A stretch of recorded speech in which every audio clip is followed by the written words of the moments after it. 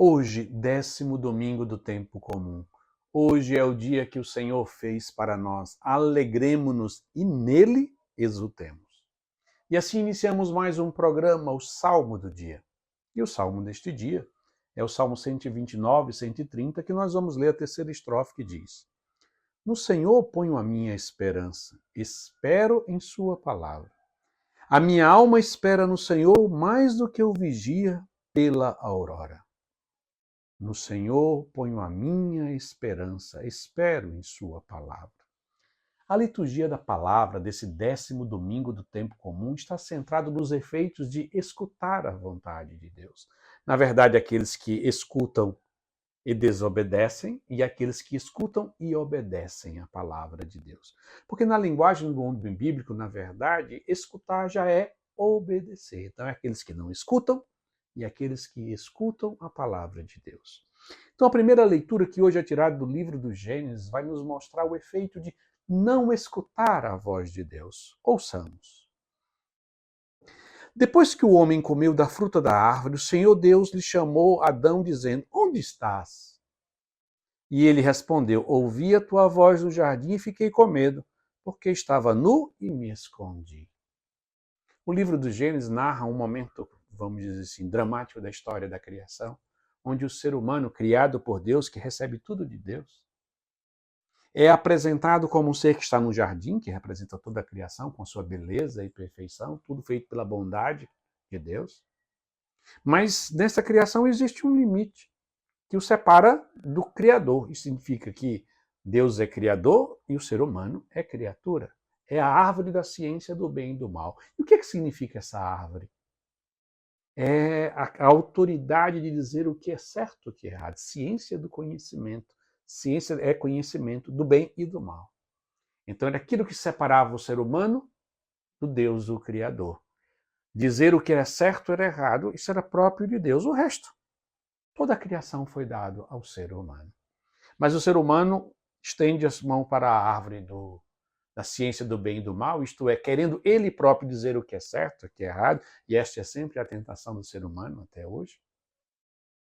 E ele sofre os efeitos. E qual o efeito? Ouvi a tua voz no jardim e fiquei com medo. Nós começamos a ter medo de Deus.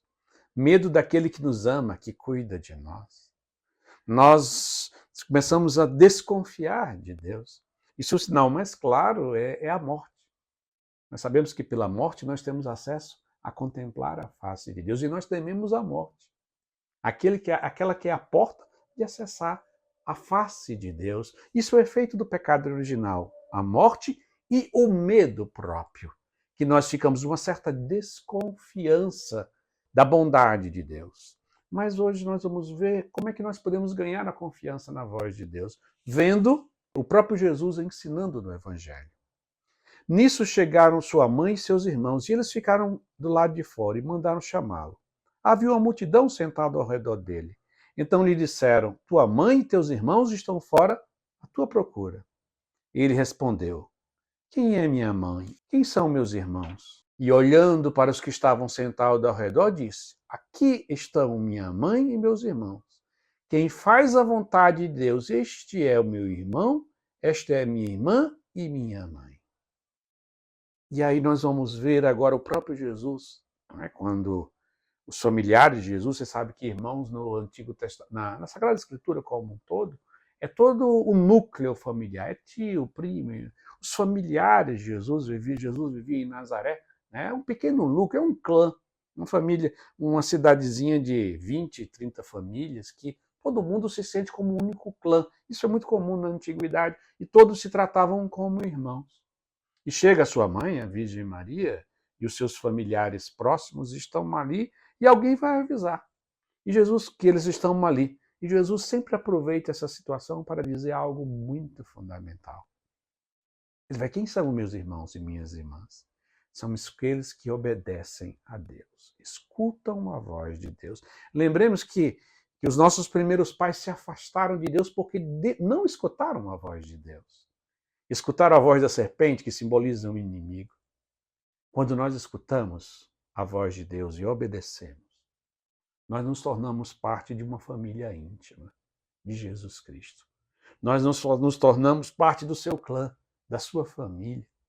É isso que nós devemos fazer, escutar a palavra de Deus e obedecer. E quando fazemos isso, nos tornamos familiares, íntimos da pessoa de nosso Senhor Jesus Cristo. E assim nós concluímos rezando mais uma vez a terceira estrofe do Salmo 129, 130, que diz: No Senhor ponho a minha esperança, espero em sua palavra. A minha alma espera no Senhor mais do que o vigia pela aurora. Amém.